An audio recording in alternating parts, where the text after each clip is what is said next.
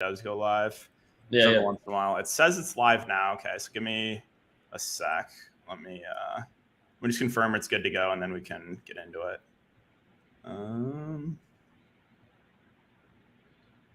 Okay, yep. I see it's live now. There we go. All right. Welcome, guys. Episode 1 of the Win or Tilt show. I am DK, joined here by Mark from Roast Umber. Mark, how's it going, man? Good, man. How's it going?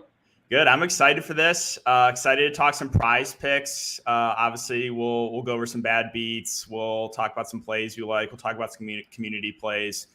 And just kind of go from there. Again, this is our first show, guys, so we're flexible to change some things up based on what you guys like. But yeah, just super excited for this one. So do you want to tell the stream a little bit about yourself? Yeah. So basically, I'm Mark Holzer. I'm the co-founder of Roast Umber Coffee, and so DK and I connected. We connected a while ago now, probably like 5-6 months ago. I've been in your Discord for I don't know, probably a year or so. Yep. And I'm a degenerate gambler just as much as everybody else. And so I do the whole 9 yards: DraftKings, FanDuel, PrizePicks, BetMGM when I'm in states where it's legal, all that good stuff. And so, yeah, basically the whole idea behind starting this was just a way to kind of bring more value to the whole community, to bring up kind of other people's picks, talk about those, talk about ours, talk about our strategy, and then find some unique ways to give people some coffee. Because I don't know about you, Ben, but I do know about you. Live off coffee. So I mean, I'm drinking. Like I drink at least one of those nitros every single day, man. Yeah. I mean, I need coffee. I mean, DFS, PrizePicks, you need to be wired for a long night of gambling. Oh yeah. And sometimes you need it to pick you up after a hard loss. Exactly. How was this weekend for you? Yeah, so I mean, this weekend, like most weekends, it was pretty tilting, right? I've had, for DFS especially, like just some awful beats. I don't know. Were you able to catch either of the YouTube videos this weekend? No, this weekend was crazy for me. I was running around.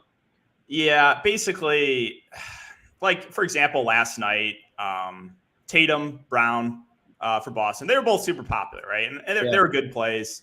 I faded them. It was like a 30-point game in the fourth quarter. I'm like, oh, this is great. I'm going to get lucky. They're not going to play the fourth quarter. They both check back in and play like almost the entire fourth quarter. And Kyrie Irving especially too. One guy that I've just cannot get right all year. I played him a lot when he had the team to himself when he first came back. I played him a ton. And every time it was just awful shooting or a blowout. About a week ago, he was super popular, 1 for 70 fantasy points when I didn't have him. So bought back in last night, 6 of 22 shooting. Yeah, it's and that was his first game playing in Brooklyn, right? Yeah, I was like buying into that home narrative. It was great. I mean, I had LaMelo and KD that both did good, but like I was kind of just pushing my chips all into that game, and I was banking on Kyrie first home game back. He's gonna be excited, and once again, just awful shooting. The Nets have screwed me so many times that it's tough. I bet them whatever it was a few weeks ago. I want to say they were going up against the Hawks, and it was like it might have been against, I don't know. They were going up against somebody bad, and the other team had a few starters out, and they just laid an egg, and they just do. Oh, it was against Memphis with Ja out, and they just completely laid an egg. They tied it up late. And then I want to say Desmond Bane hit like 3 threes in a row and just put the dagger in. And it's just, man, they are a hard team to get right because they're so talented. But I just feel like whatever you think is going to happen with them, usually they do the opposite. Right. And they've been really good without Ja Morant. Have you seen their record without Ja? Oh, yeah. I mean, Desmond Bane, Melton has stepped up. Dylan Brooks has stepped up. I mean, that whole team, they got a lot of talent on that team. I think they're 17-2 without Ja. That's not 16, 17, 18, something like that. They've been phenomenal. Yeah. My opinion, I think Tyus Jones is one of the best backups in the league, point guard wise. Him, campaign. I think he's super underrated, Tyus Jones. Yeah. So, I mean, they're going to be a fun team in the playoffs. Oh, they are. They should actually just trade Ja Morant to the Pistons Yeah, exactly. And that way I can have him with Cade because, yeah, obviously they're a better team without him. So just send him over to my Pistons. How about that? We'll give him Corey Joseph. How about that? I will say the Pistons this year, or like recently, have been playing better. Marvin Bagley's looked okay. I haven't watched a ton of the games, but they have been playing a little bit better of late. Yeah, for anybody who doesn't know, I'm from Michigan originally, but I live in LA. So, yeah, I'm a diehard Pistons fan, and it has been an interesting year to say the least. But a lot of talent on that team. Killian Hayes, I feel like people don't talk often enough about him, but he's a good player who gets no respect. And he just comes in right now, currently off the bench, and just is dishing out dimes left and right. And his shooting has gotten better. And I think next year, if they can get another if they get Paolo from Duke, I don't want Chet Holmgren. So if they get I agree with that. Yeah, if they get Jabari, whoever they get, it's going to be a fun team next year because they're going to have a lot of talent. See, Killian Hayes, I don't know what to make of him. Right? I feel like he goes on stretches where he plays really well. Like last year, there were times where like Killian Hayes was putting up massive nights. Like to begin the year, he was awful. Now he's playing better. So I think he's at least flashed some upside. And again, I think the Pistons have a bright future, obviously, like all young players. So I think the next few years will be pretty good. Yeah, no, I agree. But yeah, other than that, from my end on I wasn't doing much DFS this week. I was doing more PrizePicks this weekend. Okay. And oh man, I did sometimes I like doing just a big like 4 or 5 leg on one single game, which can be obviously difficult because you're trying to find 4 or 5 picks from one game that are great. But I did it last night with the Lakers and the Pelicans, and Ingram was back. I took him over 17.5. He nailed that. He went for like 27, something along those lines. I took LeBron James over 8.5 rebounds. And I thought I was screwed at first because he was just super aggressive on offense, but wasn't going for the rebounds as hard. And then second half came out, nailed that. And then I took Malik Monk over 12.5 points. He nailed that. And then I took Jackson Hayes under 10.5. And I think he finished with 8. And then I got screwed on Russell Westbrook. I took him over 7 assists. He finished with 6. Really tough because he had some dimes at the end of the game that would have been assists if the basket counted, but it didn't count, and missed out on the 5-legger as a result of that. So it was tough. I was yelling at my TV. That's a tough. I mean, I'm not Westbrook this year. He has been bad. Like, oh yeah, I've played him a lot in DFS when LeBron's been out, and it's just been awful game. So I feel you on the Westbrook pain. That is brutal to lose by 1 assist, though. Yeah. That is.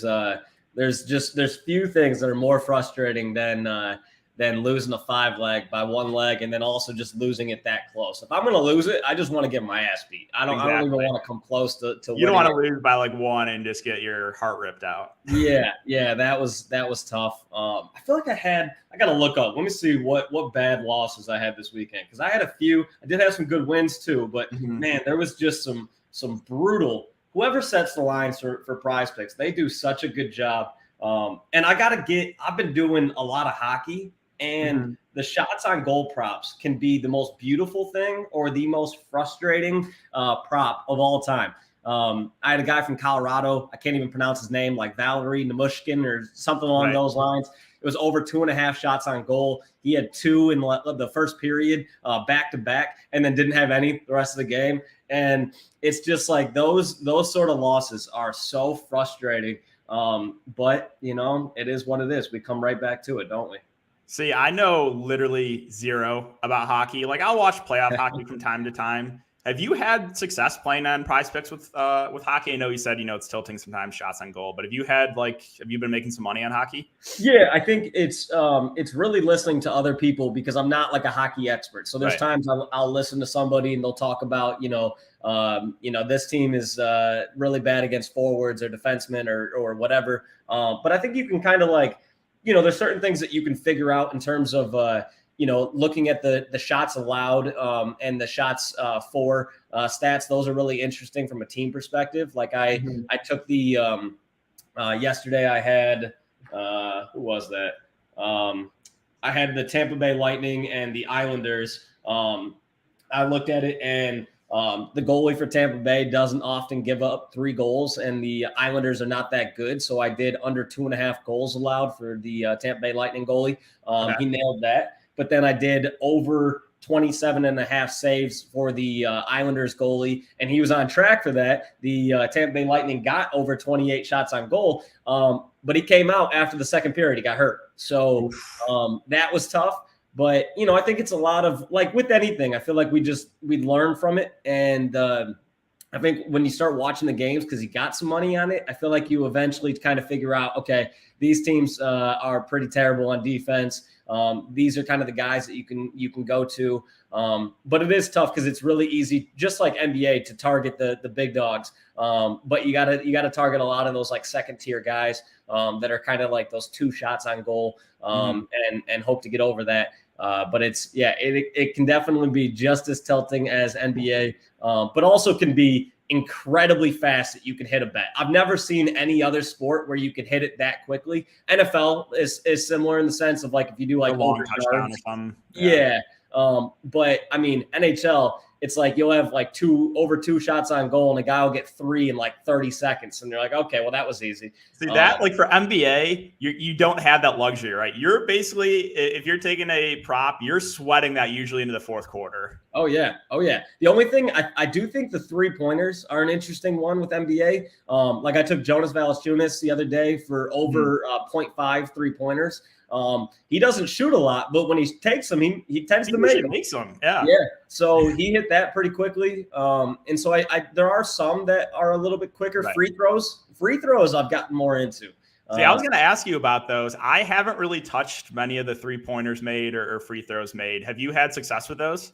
Yeah, I like the 3-pointers, but I also like sometimes. So I'm a big. I pay attention to kind of everybody in this space and who they're liking that day and stuff like that. And so last week there was a day where everybody was on LaMelo Ball 3-pointers.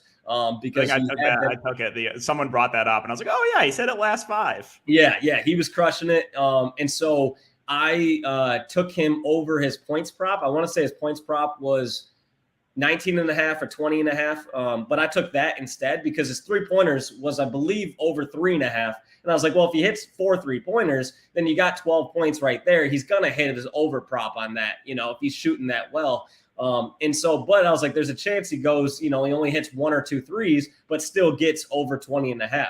So I took that. He nailed it. And then I did the counter play. So everybody, like I said, was on LaMelo. So I took Miles Bridges over 1.5 threes, and I think he went for 3 or 4 that day. Nice. So I think you can kind of like leverage them too based off like what other people are playing, and then just kind of think to yourself game script wise, if LaMelo doesn't hit that, who's going to hit that, and then run a 4 or 5 or just like a 2 or 3 leg parlay based off that.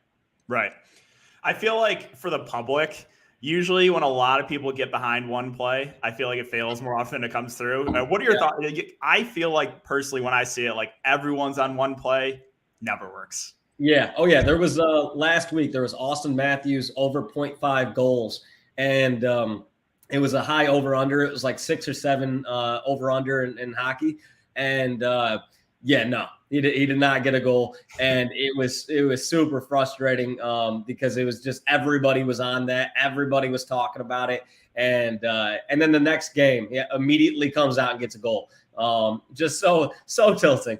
But yeah, it does tend to feel like when everybody is on something, it's just you got to stay away or run a prop parlay that would be game script wise the opposite of that event occurring.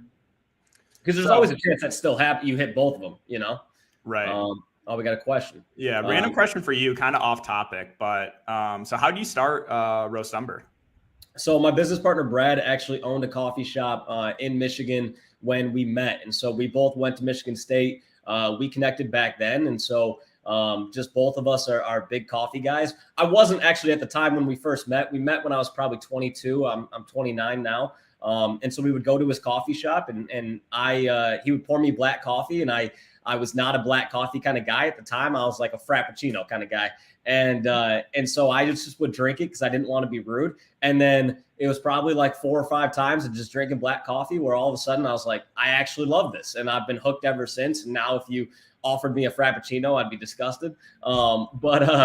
Yeah, so that business venture didn't really work out. And so years later, he was like, hey, why don't we start up another coffee company, different bean, different roaster, different name, everything like that. And so we did. And that's how we got started. We import the coffee from Guatemala and Honduras, and then we roast in Grand Rapids, Michigan, and ship out from there. Nice. Yeah, I am team black coffee with you.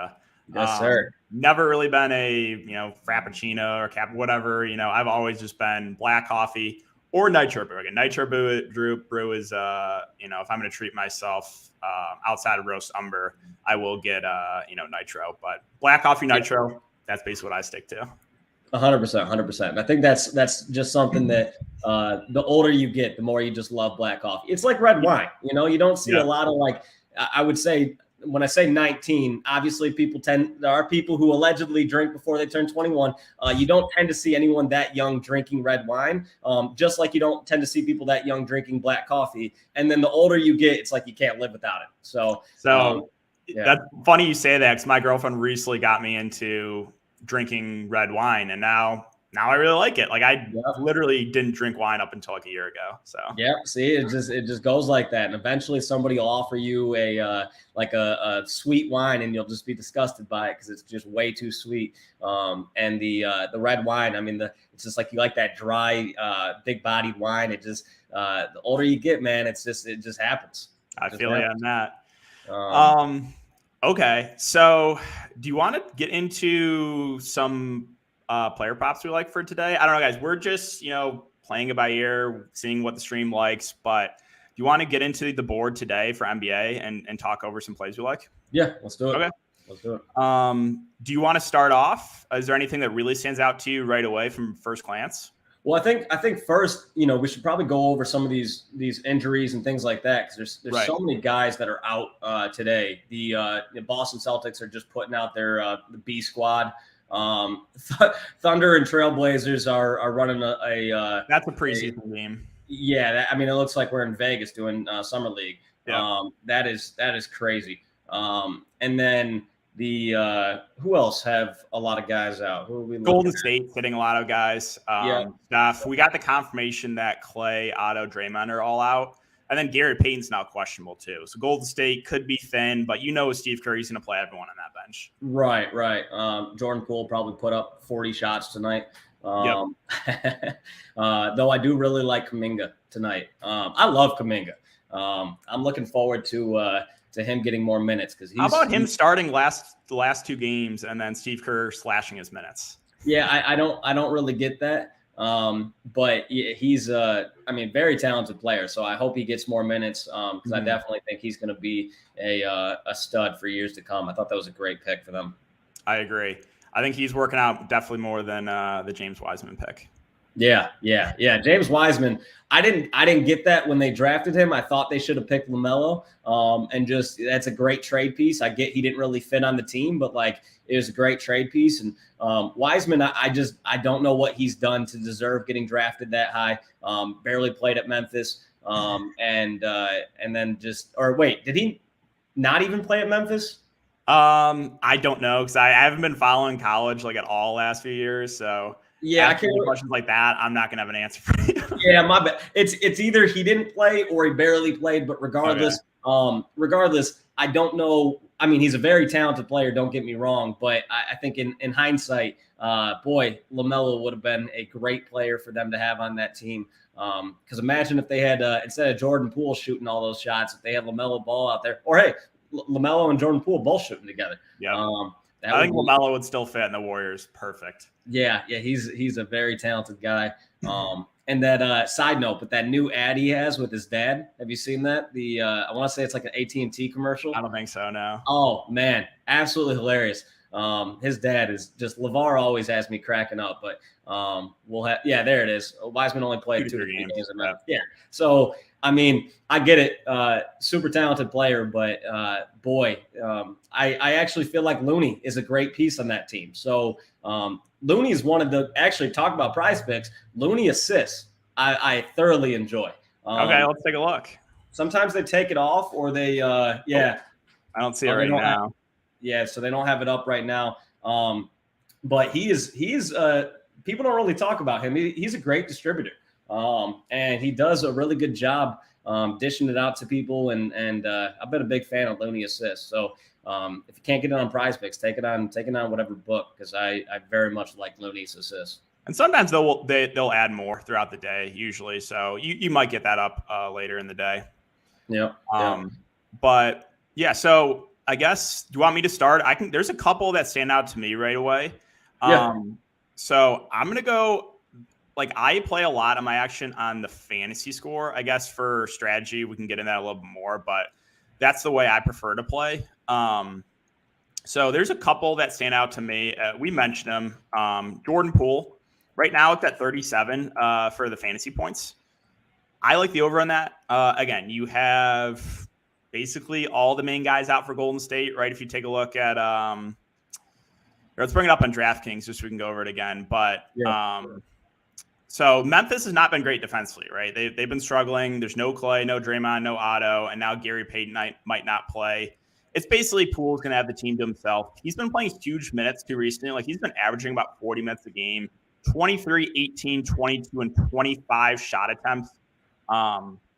So I think the only real risk you have with this game is, maybe Memphis blows out Golden State, but that's one I really like, is the over Jordan Poole at 37 fantasy points. What are your thoughts on that? Yeah, I like that a lot. And I think one of the interesting things that you can do when you're looking at different players that you like is looking at the different props that they have available for him. Mm-hmm. If Jordan Poole hits over on the 34.5 PRA, then he's smashing the 37. So most likely, yep. Yeah. So, I mean, it's like, how could you hit that PRA and not hit the fantasy score? So especially because, PRA, you're not getting the assist or the steals, blocks, things like that. So, there's always a chance that he, I would take the fantasy score before I would take the PRA. The assists, I'm not really, he's a great distributor, but that tends to be most of the assists that he's gotten recently have been with Klay Thompson. So, tonight it's like, when you're playing with Wiggins and Kuminga and things like that, I don't know if they're great enough scorers yet to be a lock on the 5.5. I'd probably take, like you said, the 37 fantasy score or the over 25.5 real points. Gotcha. Yep. Again, I'm just basically team Jordan Poole today. I think I like any of these props. I'm fine taking the over, but for me, the fantasy score one is the one I like the best. There is another one I want to mention, and we talked about him briefly at the beginning. That's Tyus Jones. So we know John Morant's not playing this game. We're still waiting on the status of Jaren Jackson Jr., which is pretty significant because, like, Triple J is a high usage player in that offense. And like I said, I think Tyus Jones is super underrated. And there's been some blowouts recently for Memphis. So he's basically been at this number or hitting it even while, not playing his full complement of minutes. So the reason I'm so high on Tyus Jones, again, if you take a look at recent games, the Milwaukee game was a blowout. He lost about 5 or so minutes there. The Pacers game, he got pulled very early in the third. The Brooklyn game was competitive, and the Houston game was a blowout as well. So 3 of the last 4 games here have been blowouts for Tyus Jones. And he's still basically been hitting this number. So again, the Indiana one is the one he slightly fell short, but he only played a few minutes there in the second half. So this game, in my opinion, should stay competitive, especially if Jaren Jackson Jr. is out. You have both teams pretty shorthanded. So I like Tyus Jones over there, fantasy score. What are your thoughts on that? Yeah, and I like his assists because he's got some great shooters around him. He is a good distributor. I like that. I definitely like his assists. I think this is a great game where you could target this game for a 4 or 5 prop kind of parlay, because if it tends to be that this game stays close, then I feel like a lot of these are going to hit. And I think that's a strategy that you can kind of implement as a game like this, where it could end up being a blowout. You always have that risk, but if it ends up a blowout and you've got, let's say, the Jordan Poole PR or fantasy score in there, if it ends up a blowout, there's a chance that he doesn't hit that. And so that might ruin a 4 or 5 leg that you have somewhere else. But if you have a 4 or 5 leg that's all tied around this game, if the game stays close, I think a lot of the props are going to hit on this, because I do think they're kind of geared towards this being a blowout. That's how I was going to bring that up, like strategy wise. I see a lot of people doing that. Well, where they will kind of load up in one game, and if the game does stay competitive, there's a good chance a lot of those overs hit. Have you been messing with that a lot, or like what's your strategy for like a lot of those 4 and 5 leggers? Yeah, because I think a lot of times NBA blowups are oftentimes hard to predict. Like I feel like there's games that are supposed to be super close and they end up massive blowouts, and then games that are supposed to be massive blowouts that end up super close.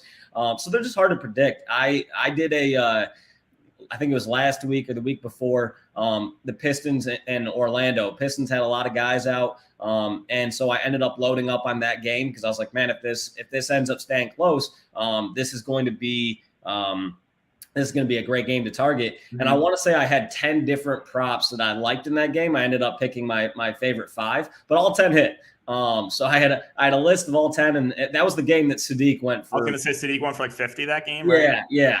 So that was beautiful because I think it was over 17 and a half. He hit that so quick. Wasn't that the Lone Island game to begin March Madness? Like that was the only game. Yeah. Thursday. Yeah.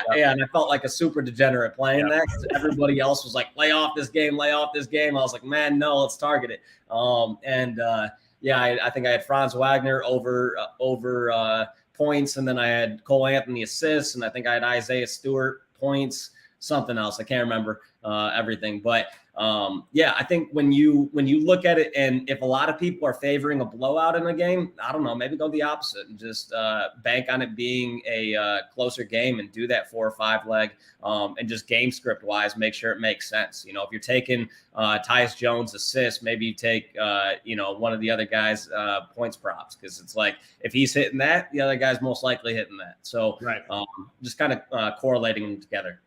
I like that. Like for me, at least, again, I've been focusing a lot on like the 2-pick power plays. So a little bit more safe. But I see people making some money at those 4 or 5 leggers. They're obviously way more risky. But the upside is, obviously 10x, right?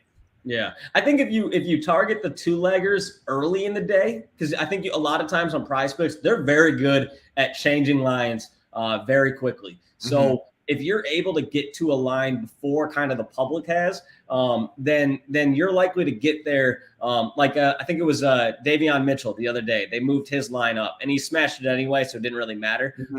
But you were able to get it, I want to say at like 17 and a half, and then I think it ended up at 19 and a half. So if you can get to them early in the day, you're able to get a lot of leverage on everybody else. And so sometimes when you're doing those 2 legs, if a team's on a back-to-back or whatever, maybe that's a team you target, and you hope that they, rest a few guys, and you hope they just don't rest the guy that you're targeting. That's obviously always a risk. But at the end of the day, if you pick a guy and he ends up getting, they end up resting him, whatever, it just pushes. Right. So, but yeah, looking at, other guys that I like DeMar DeRozan tonight. I think he's got a great matchup. I think he should be his point props. Is he still at 20? Like, okay, yeah. I think DeMar DeRozan's a great option tonight. He's been a little bit under the last few games, but we all know DeMar DeRozan can ball out. And then same thing with Levine. Love Levine in that game. Obviously, I probably wouldn't put those 2 together on a points prop. But I think you could definitely run like Levine assists and then DeMar points, something along those lines. But I always love superstars up in the Garden. Always a great place to target. Yeah, it feels like players come to play in the Garden, right? They get a little more excited. And with the Chicago guys, they're going to play like 38 minutes a game, right? So you're going to get a ton of run for Levine, DeRozan, and obviously those guys are going to dominate the usage. So like DeRozan's points props were like a week ago was almost like 30. So now it's down to a good number, right? He's been struggling a little bit of late, but I think that 23.5 number looks pretty good. Yeah, there was a few weeks ago when his points were at 30. I remember one game, a few games, I played him over 30 something, and I was like, man, we're treating DeRozan like he's LeBron right now. He just consistently was hitting it. So he's really thrived in Chicago. I don't know if I saw that happening as well as I don't think anyone saw it. I think a lot of people, when that trade happened, they were like, don't like the trade. I was like, I don't really know what to make of this. I was kind of just indifferent on the trade, but I saw a lot of negativity when that trade first happened. Yeah, and I think he's proving everybody wrong. But outside of that, I like Davion Mitchell. I think his point prop is at 17.5 unless it's moved. Mm-hmm. Yeah, he's been smashing. He's a stud. He's a great scorer, and that team alone, it's like you look at them, and their best scorers are Davion Mitchell, obviously Harrison Barnes, and Dante DiVincenzo. But where else are they getting points? Justin Holiday is not a great scorer. Trey Lyles is not a great scorer. Damian Jones isn't. So where are those points coming from? If they're going to be in that game at all. Davion Mitchell's got to go for a minimum of 20, and Harrison Barnes too, even though Harrison Barnes doesn't often go for, more than 20. He's kind of like, he's almost always right around like 19. He's pretty consistent usually, but doesn't really have that like super high ceiling. Yeah. I do like the Davion Mitchell play because sure, it's not necessarily the best matchup. Obviously, like Miami's a team, at least for me, I'm pretty scared targeting players against, but yeah. We saw it was about a week ago that Sacramento was involved in a blowout, and Davion Mitchell still closed the game. So he's basically like their only ball handler. And even if this game does get out of hand, which I think there's a chance it could, I think there's a decent chance he still plays in the blowout. Yeah, definitely. I think he's one of those guys where he's young and they want to give him minutes to kind of see what they have with him. So yeah, I definitely think he's a great option. Man, Trey Lyles, he's a hard one for me to target because I've always felt like Trey Lyles is just not that good. But then he has smashed the last few. What's his fantasy score the last few? So fantasy score, he went for 36. Yeah, I mean, 4 the last 5. His minutes though, 2 games ago, like he like barely played, right? If you bring it up. Yeah. Here, let's go. Where is Sacramento? Was that a game he had foul trouble? I can't remember that exact game. It might have been. Let's see. So, no, he only had 1 foul that game. He just like didn't play against the Pacers. But other than that, I mean, the other 4 games that he's played over 30 minutes, he has hit that number. And even in that game where he only had 17 fantasy points, he still played 22 minutes. I mean, you can hit that, or you can, what is his points prop today? I think it was. What was that? Let's say 12.5. Yeah, it's like you can hit that in 22 minutes. Even so, in a game where he didn't get a lot of run, you can still hit that. Wow, he's really loves the 11. Right. But I mean, I think once again, it's like target guys who they have to get to. Realistically, I always kind of look at it, even in a bad matchup against the Heat, like you're going to get around 100 points, right? Like it's the NBA, defense isn't that good. You're always going to go for around 100. And so where is that 100 coming from? Like I said, it's like Harrison Barnes, Davion Mitchell, DiVincenzo. I don't know if they would if they have a PrizePicks for DiVincenzo. Let's take a look. The only thing I will say about these, let's see, like a guy like Trey Lyles, okay, it's not up for DiVincenzo, but a guy like Trey Lyles, I think there's a little bit more risk as opposed to Davion, just because I think if the game does get out of hand, it's met to on the court, right? I don't think Lyles is playing the blowout, so you do have to factor that in. We can take a look here. Let's refresh. I'm curious what the spread is right now in that game. Yeah, because they don't really have a backup point guard. I mean, they have DiVincenzo, Jeremy Lamb, and like Josh Jackson are really their only like guys who can even play guard. And so, I mean, unless they're bringing up the ball with, Jeremy Lamb or DiVincenzo or, Metu, it's like, who's bringing that ball up? So, I think he's pretty much locked in for big minutes. And you could argue the same thing with Justin Holiday. Yeah. I mean, Holiday is one of those guys that's not going to be a ton when he's on the court, but usually a guy that plays big minutes. He might get you the Tony Snell stat line. There's always a chance. Matt brought up Andrew Wiggins props. This guy, man. Let's take a look at the Wiggins props. I mean, let's see. So he's at 30 fantasy score, 25.5 points, rebounds, assists, 4.5 boards, 18.5 points. I don't know how I feel about Wiggins. Like there's just like in a situation like this, like the whole team out, there's still a chance he just sits in the corner and doesn't do anything. I don't know. This guy has caused me so much pain over the last few years that, I mean, I don't mind these, but I don't know if I'm going to be taking any of these overs on Wiggins. Do you have any you like for Andrew Wiggins, or are you just kind of staying away? I might take the PRA there, and that's just because he is somebody that tends to kind of be involved in just odd ways. Like he could go for 20, right? And if he goes for 20, you're probably hitting that. But he also could go for 15 real points, but then get you 7 or 8 rebounds tonight, and then 5 or 6 assists to go along with that. So he's somebody that does tend to fill up the stat sheet, just never fill it up that high, right?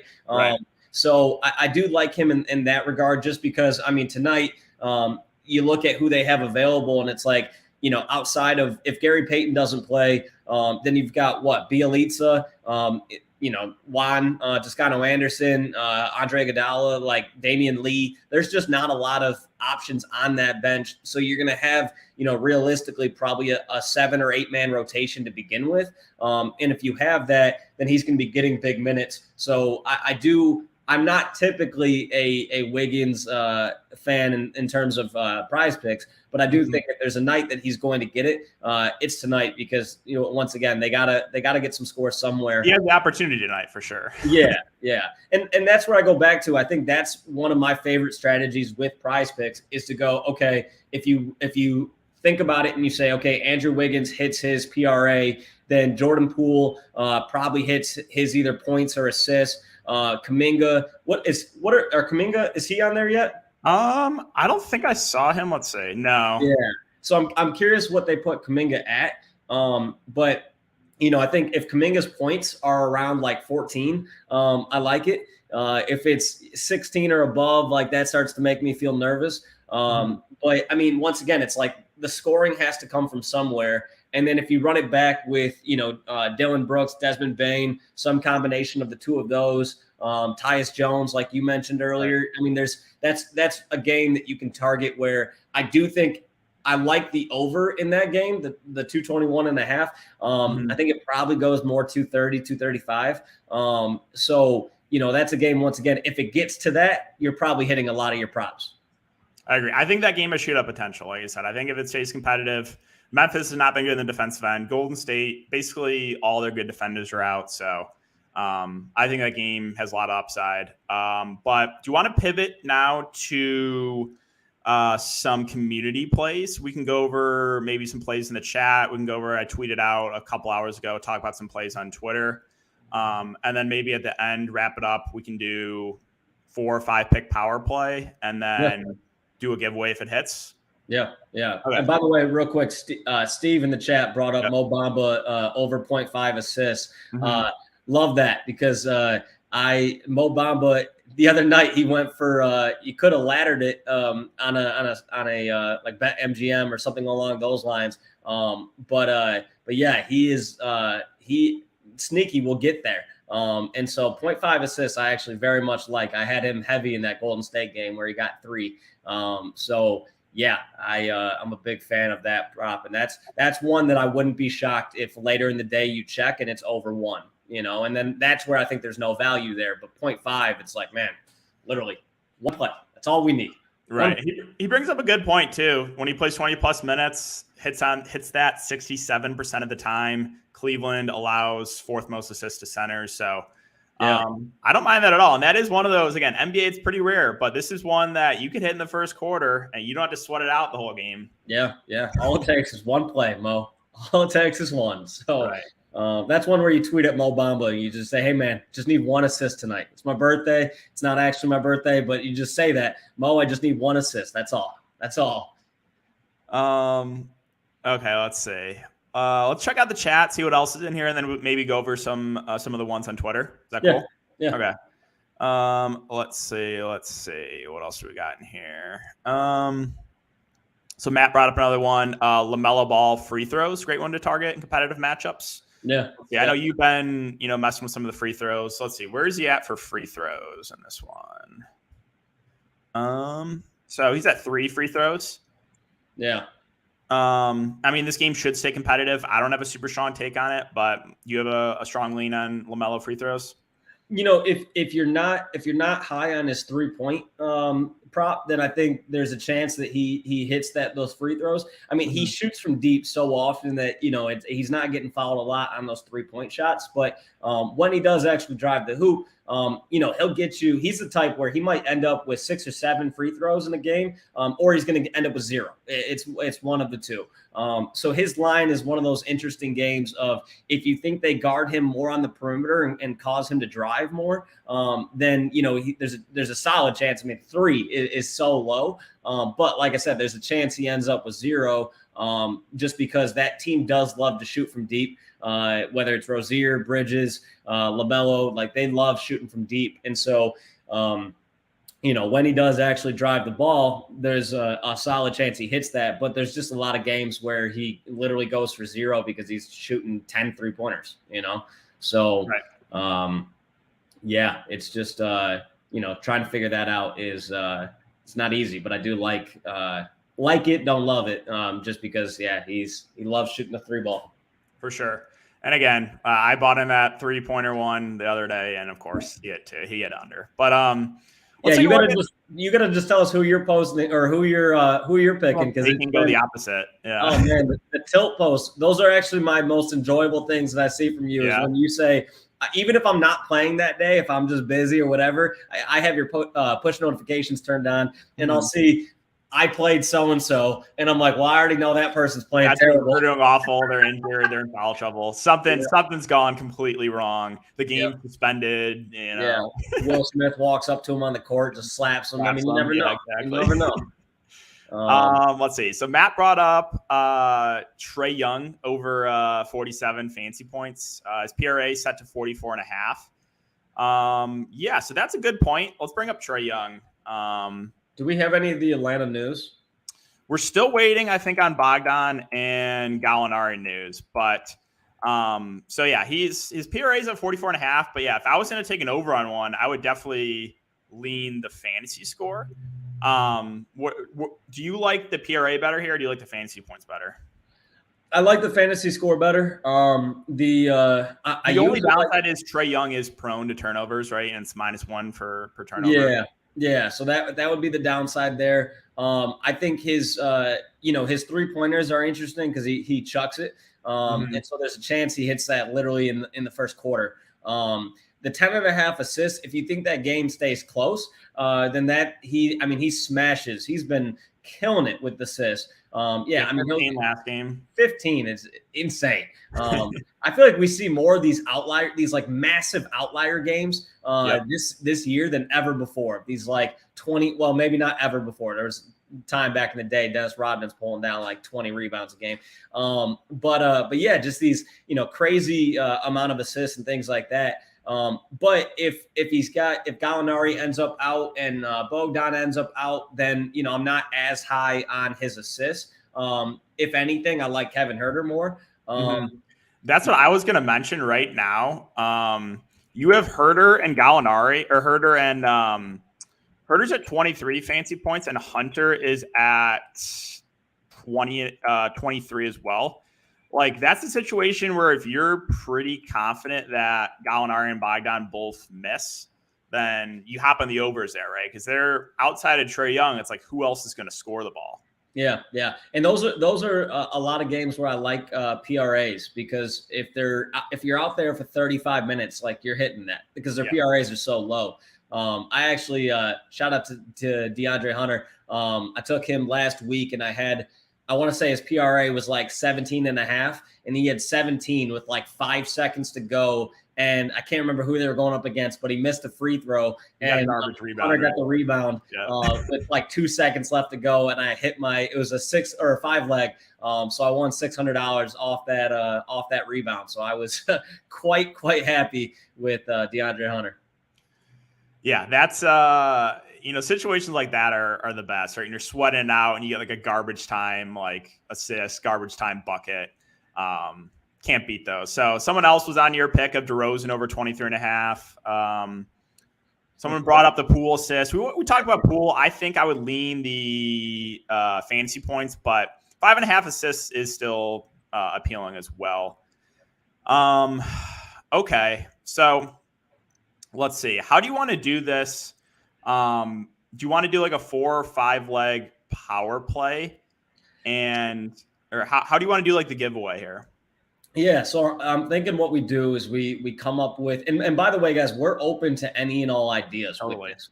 So if anybody has an idea of how we should do, we're not a massive coffee company, so it's not like we can just be giving away 1,000 cases of cold brew all the time. We will go broke. But we are open to any and all ideas. And so I think the initial idea we had was put together a 4 or 5 leg prop parlay. And then anybody who screenshots that they're riding with us, if it hits, we give away coffee to people. So, and if that's, I guess, like, we don't know how many people are going to ride with us. So it's hard to say like, oh, we can do it for everybody if it hits. If 50 people do it, that's a little tough.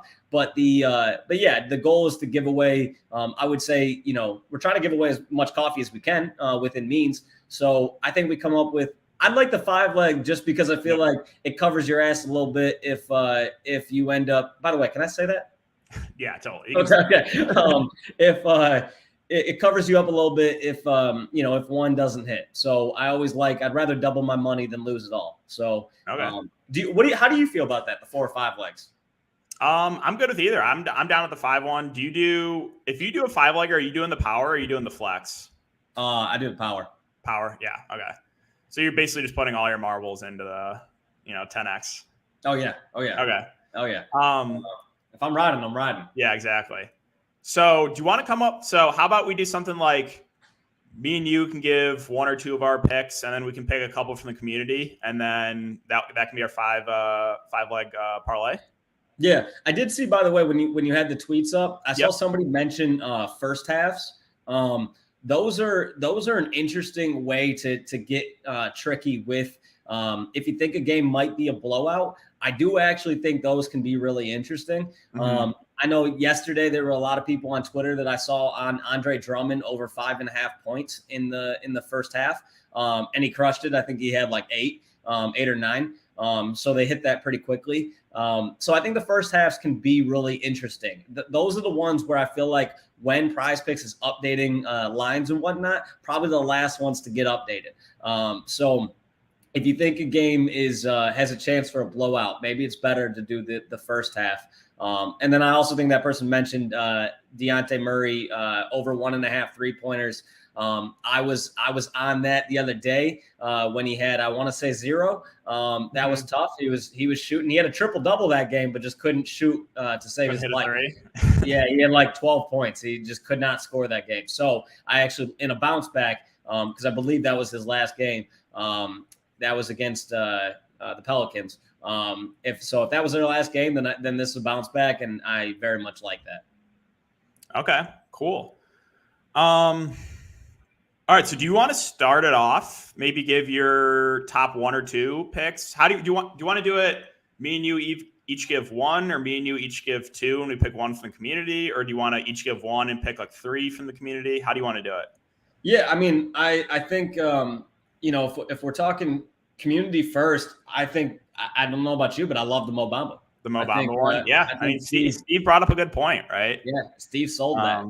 So let's take the Mo Bamba one first. That's the over 0.5 assists. Okay, cool. So we'll go over here. We'll take the over. Okay. I'm going to give 1 right now. Again, the 2 I mentioned I really liked were the Poole and the Tyus Jones.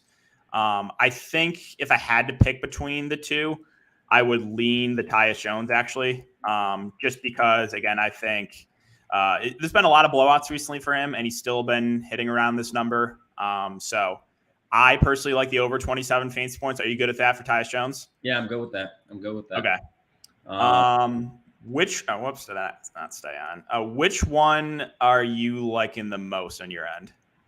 I mean, I think, Poole's an interesting one because if Tyus Jones does hit that, I don't think that game's going to be a blowout. I actually think Golden State will be able to keep it. You want to take the Poole over too? Yeah, I think it's a good option. I think you could either take the. Do you go to fantasy, or do you want to do? So that's where I'm conflicted on either fantasy or the points. But I think, man, if he hits 25.5 points, is there any I think there's a really good chance he hits that fantasy score if he's hitting the points, right? Right. So yeah, I think we go Jordan Poole fantasy score. Okay, cool.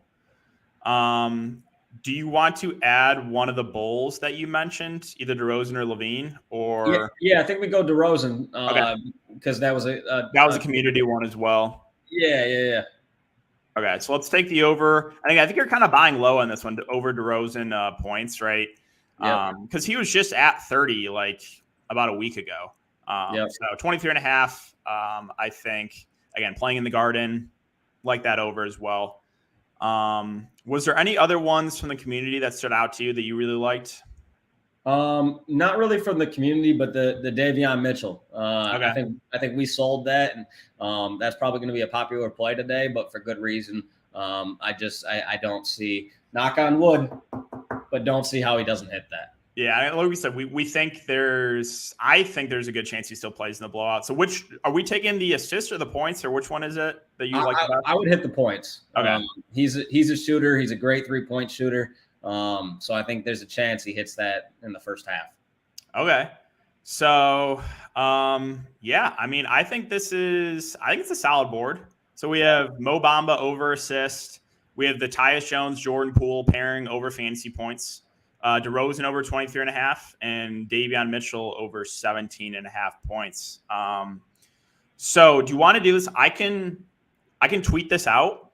Yeah. And if anyone tails and this hits, we can do a coffee giveaway dependent on, how many people. What we can do is we'll give away to if 5 people run it and it hits, we'll do a wheel of the 5, and then do like we talked about before, but doing a wheel. And so then there's a chance they win cold brew. So we'll have a chance of winning cold brew, but at a minimum, winning a bag of coffee. And then they can choose whether they want it ground, whole bean, whatever. But you can attest it's great coffee. So what better way to start your week than hitting PrizePicks and then winning some coffee? Getting some coffee too. You can't beat that. Your week's set. Yep. All right. I got to put this in on mine too. Yep. Before these, I'll put it in for myself off screen, so sharing any login information here. But and then I'll tweet it out too. And I think it's a solid one to go with. Yeah. And show that one more time. So we've got Poole over 37.5 or 37 fantasy score. We got Tyus Jones over 27 fantasy score. We've got Davion Mitchell over 17.5. Over 17.5. Mo Bamba over assist. Yep. And DeRozan over 23.5 points. Yep. That's what we got. I love it. All right, man.